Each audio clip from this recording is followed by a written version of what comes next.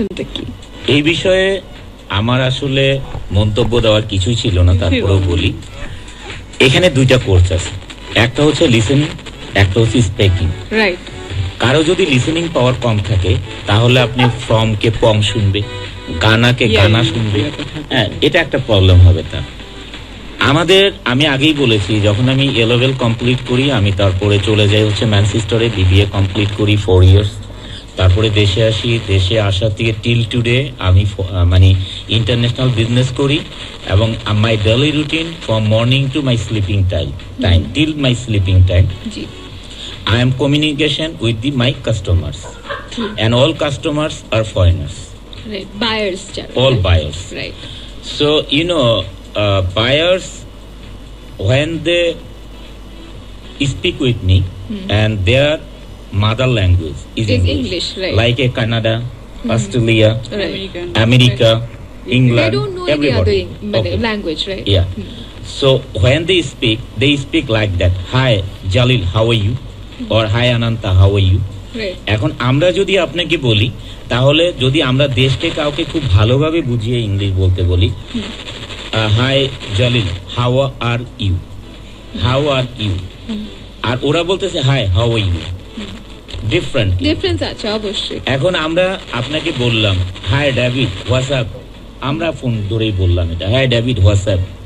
এখন যদি বাংলাদেশে যে বাংলা ল্যাঙ্গুয়েজ, বাংলা মিডিয়ামে পড়াশোনা করবে, সে বলবে হাই ডেভিড, হোয়াটসঅ্যাপ, না, যদি এইভাবে বলবে hi David, what happen, what is happen, what is happen, what is ও বলে না ওরা, hi David, what is happen. এই যে হোয়াট ইজ হ্যাপেন, আর আমরা বলছি হাই ডেভিড, হোয়াটসঅ্যাপ, হোয়াটসঅ্যাপ, এই যে ব্যাপারটা থাকে, এই ব্যাপারটা কিন্তু অনেকের বুঝতে প্রবলেম হয়। আমি ওকে বলেছি where you from, you from Ghana or you from Kenya.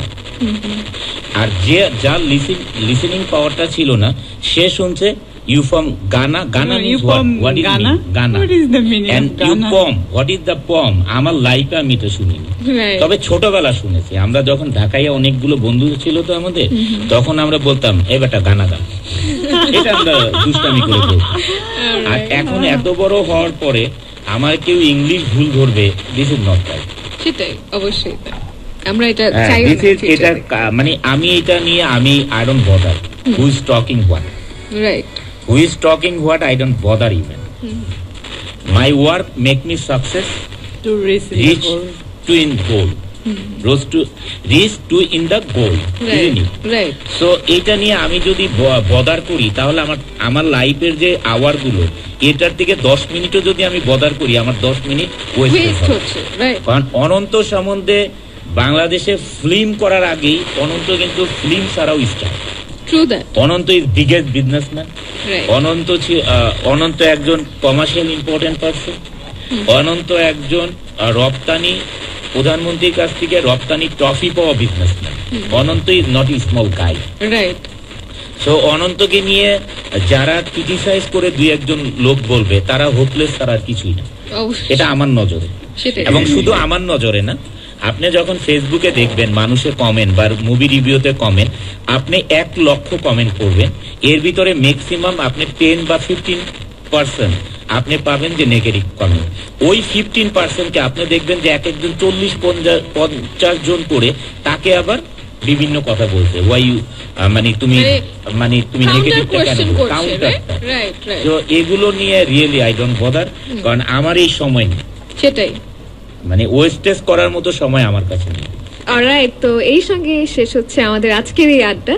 তো আমি আসলে মোস্ট ওয়েলকামটা বলে শুরু করেছিলাম, কিন্তু মানে এভাবে যে ঘন্টাটা শেষ হয়ে যাবে আসলে বুঝতে পারছি না। আবার বলতে ইচ্ছে করছে যে most welcome to my show, but মনে হচ্ছে যে যেতে হবে।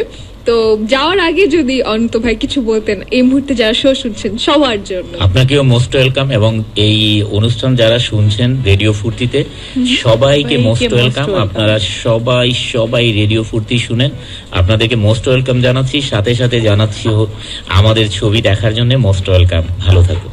অলরাইট, এই ছিল অনন্ত এবং বর্ষা জুটির সঙ্গে আমার আড্ডা। আশা করছি যে আপনারা অনেক এনজয় করেছেন, আর SMS তো দেখছি।